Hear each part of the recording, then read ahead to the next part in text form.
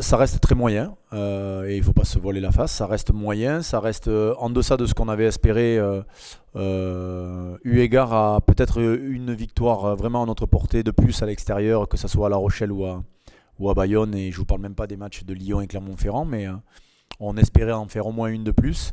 Et puis c'est vrai qu'on se traîne comme un boulet cette défaite contre Toulon à domicile. Donc oui, au regard du plan comptable, il nous manque des points. Après, est-ce que ça se récupère, ou est-ce que c'est une seconde partie de championnat qu'il faudra un peu plus ambitieuse pour justement être en mesure de récolter plus de points?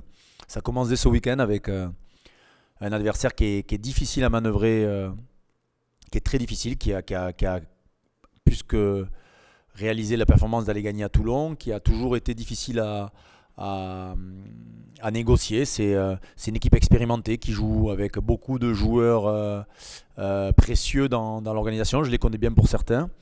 Donc oui, c'est un match compliqué qui se profile, mais un bilan moyen. Et je crois qu'on ne peut pas dire autre chose, à la fois sur le plan du comptable et sur le plan de nos prestations.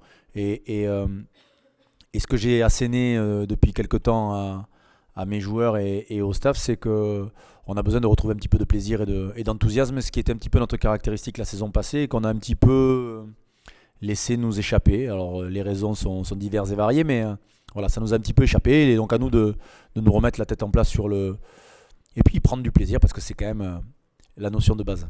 Alors, ce qui est nécessaire, c'est de couper. On fait un super métier, ils ont la chance de pouvoir jouer et vivre de leur passion, mais il y a des moments, quand vous enchaînez depuis la mi-juillet jusqu'à mi-novembre, pied au plancher, honnêtement, les organismes étaient impactés, affectés, aussi impactés par la protection de certains joueurs obligatoires. Vous savez, on en protège quelques-uns pour au final en laminer d'autres. Donc, c'est comme ça fait partie des éléments qu'il faut prendre en charge. Mais c'est vrai que cette semaine nous a tous fait du bien, et à commencer par moi. Donc, oui, elle nous a tous fait du bien. Et j'ai senti en tout cas un appétit, un réel appétit, vraiment un état d'esprit. Vous savez que je loue très souvent l'état d'esprit de l'équipe et du groupe qui ne lâche pas grand-chose, si ce n'est quelques points ici et là.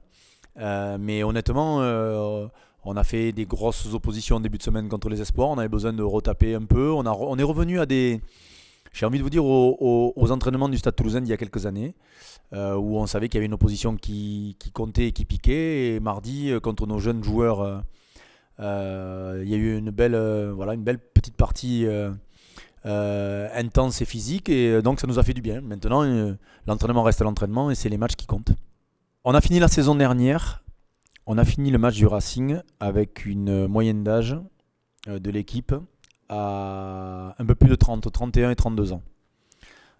L'équipe, ou en tout cas celle qui semblerait se dessiner à commencer ce week-end, sera plus proche de 24-25.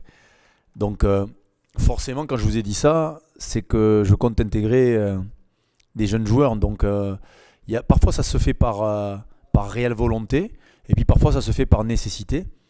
Et en l'occurrence, l'avènement de nos premières lignes, de nos jeunes premières lignes, est plus une surprise. C'est des garçons qui évoluent, on en a d'autres qui arrivent. Et aujourd'hui, il faut qu'ils assument leur statut. Edwin Macan nous donne beaucoup de satisfaction, François Cross aussi, Gillian Galland revient. Et puis quand on a dit ça, c'est que des joueurs qui ont 24, 25 ans, 22 ans, 21 ans.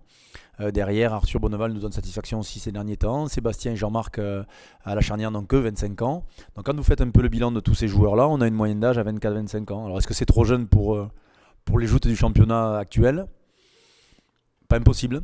Mais en tout cas, il faut qu'à un moment, on s'aguerrisse et qu'on soit capable de jouer avec ces joueurs. Je vous le rappelle, en fait, c'est tout bête, parce que je me suis amusé.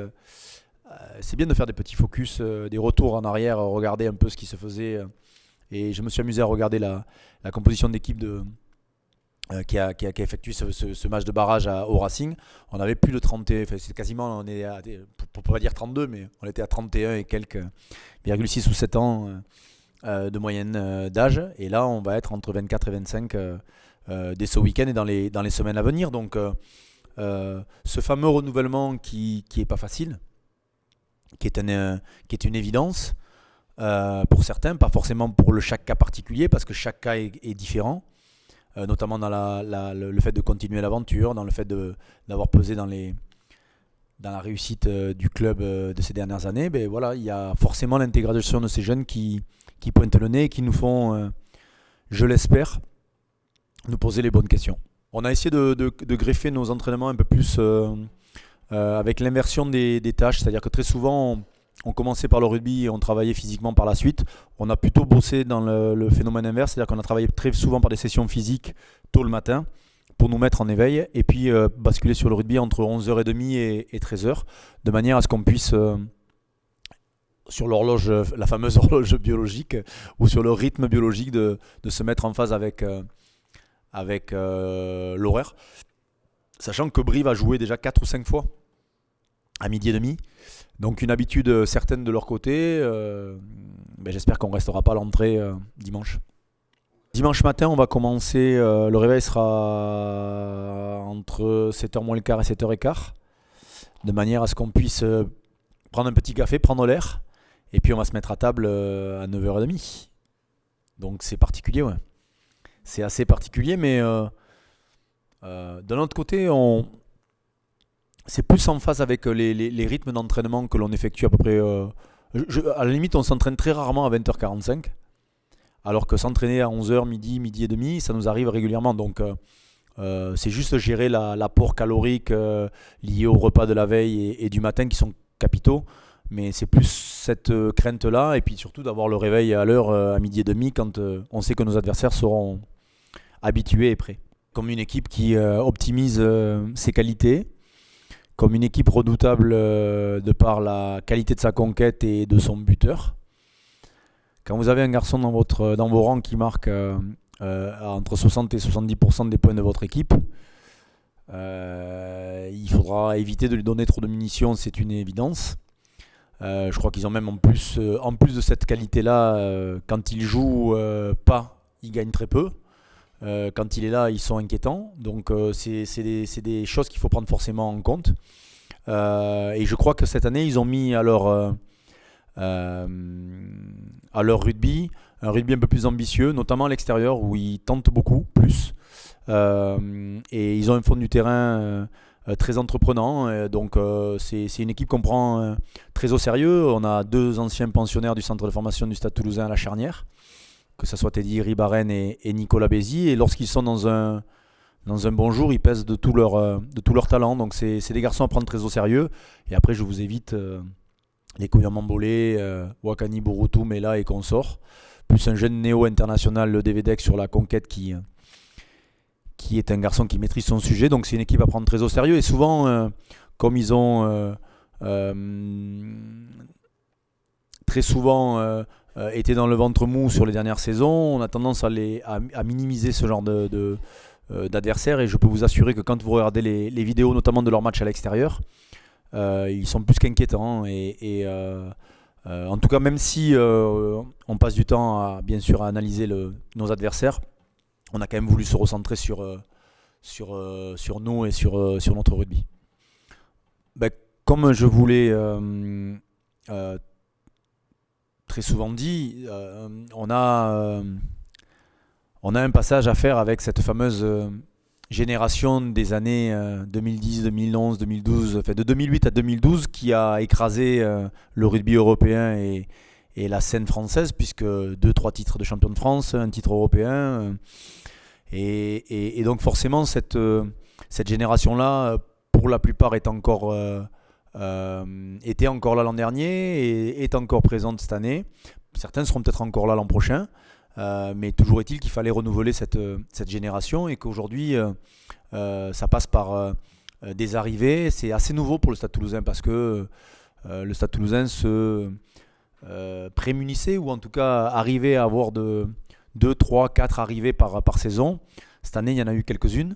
L'an prochain, forcément, par le jeu des arrêts et des choix, il y en aura d'autres.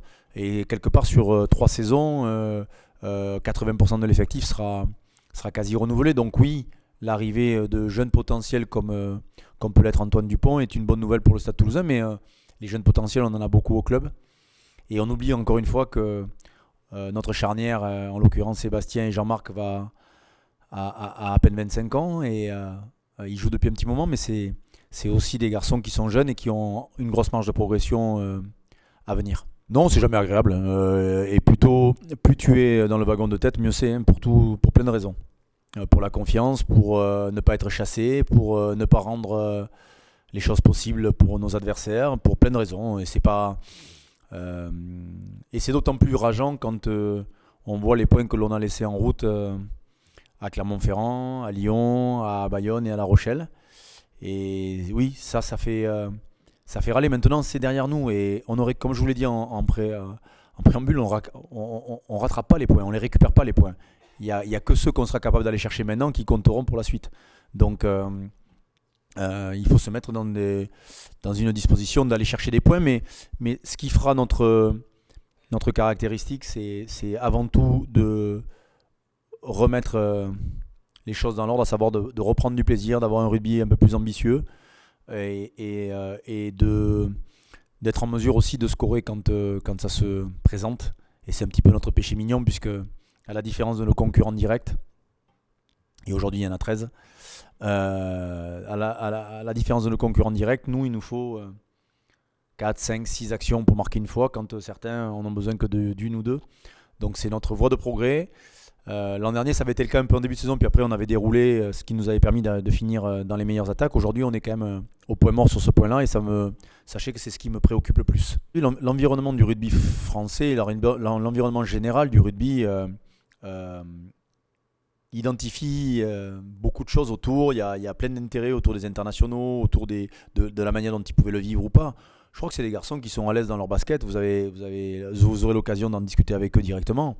Ils prennent ça comme une chance quand ils y sont, et quand ils y sont pas, c'est pas une tannée de revenir jouer au Stade Toulousain. Et donc à eux de prendre le plaisir nécessaire pour retrouver et de mettre en phase le rugby chez nous, en phase avec ceux de l'équipe de France. Je vous rappelle que je récupérais des dépressifs il y a quelques temps d'équipe de France. Là, on récupère des mecs qui avaient plutôt la banane. Tant mieux pour nous. Et même si Max et Seb n'ont pas forcément été impliqués jusqu'au bout, je pense qu'ils étaient boostés et que l'équipe de France actuelle donne plutôt envie d'aller y jouer plutôt que d'aller s'y morfondre comme c'était le cas il y a quelques années. Comment vous dire, que ça soit Seb, que ça soit tous nos internationaux, nos jeunes internationaux, j'ai envie de vous dire qu'on n'est pas surpris. Ça reste des joueurs de qualité, et Cyril a cette capacité déjà a pu ou a eu la chance que ses concurrents que sont Jefferson Poirot et Eddie Benarous se blessent. Donc comme quoi, voilà, c'est des opportunités qui se présentent. Après, il a fait une prestation plutôt intéressante contre l'Australie. Il sait le travail qu'il lui reste à faire. Il est loin d'être arrivé, il le sait. On le sait, et on va tout faire pour l'aider pour qu'il endosse régulièrement le maillot de l'équipe de France. Mais comme tous, après on a d'autres gestions, on a d'autres problèmes à gérer. Mais c'est vrai que nos jeunes joueurs, que ça soit, on n'est pas surpris de Cyril, comme on ne sera pas surpris que demain François Cros ou Julien Marchand ou d'autres puissent jouer en équipe de France, parce que c'est des joueurs à fort potentiel qu'on a identifiés depuis longtemps, que j'essaye de sortir quand ils sont à mon sens prêts. Parfois c'est très arbitraire de ma part, mais c'est la vie, c'est aussi on n'a pas envie de les exposer quand ils sont pas prêts. C'est pour ça que certains rangent leurs freins en coulisses ou dans les écuries, mais c'est comme ça, on n'est pas loin de les lâcher pour certains. Après, ce rajeunissement il est voulu, souhaité, mais on sait aussi qu'il y aura quelques écueils à passer.